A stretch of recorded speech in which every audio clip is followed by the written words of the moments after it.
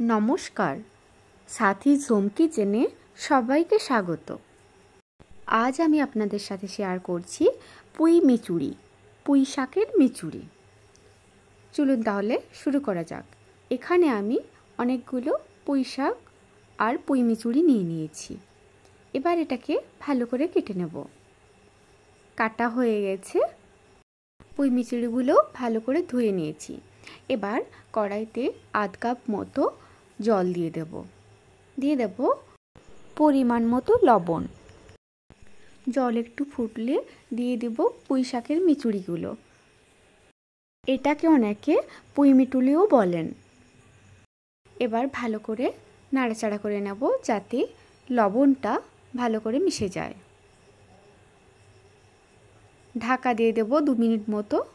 এদিকে আমি 1 চামচ সরষে নিয়ে নিয়েছি আর কয়েকটা বাদাম নিয়ে নিয়েছি এবং পেস্ট বানিয়ে নিয়েছি। 2 মিনিট হয়ে গেছে, ঢাকনা খুলে নেব। ভালো করে সেদ্ধ হয়ে গেছে। এবার দিয়ে দেব বেটে রাখা পেস্টটা।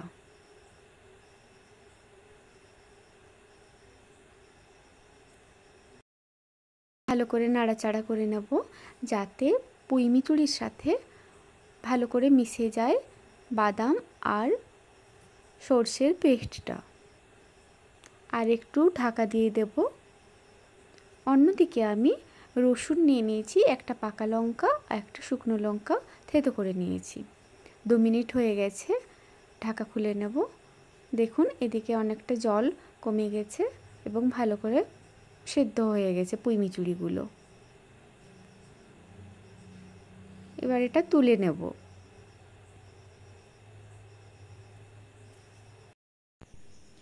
এবার কড়াইতে দিয়ে দেব 2 চামচ মতো সরষের তেল। দিয়ে দেব থেতো করে রাখা লঙ্কা রসুনটা। ভালো করে নাড়াচাড়া করে নেব যাতে রসুন আর লঙ্কাটা ভালো করে ভাজা হয়ে যায়। ভাজা হয়ে গেছে। দিয়ে দেব তুলে রাখা পুঁই শাকের মিচুরিটা। ভালো করে সাঁতলে দেব। এই রেসিপিটা খুবই সহজ, আপনারা একবার ট্রাই করতে পারেন বাড়িতে। খুবই ভালো লাগে খেতে, গরম ভাতের সাথে খুবই ভালো লাগে খেতে। রেসিপি কমপ্লিট হয়ে গেছে, এবার সার্ভ করে নেব। আমার এই রেসিপি যদি আপনাদের ভালো লেগে থাকে তাহলে একটা লাইক করে দেবেন, কমেন্টে জানাবেন কেমন হয়েছে। আজ এই পর্যন্ত, আবার ফিরে আসবো অন্য একটি রেসিপি নিয়ে নেক্সট ভিডিওতে।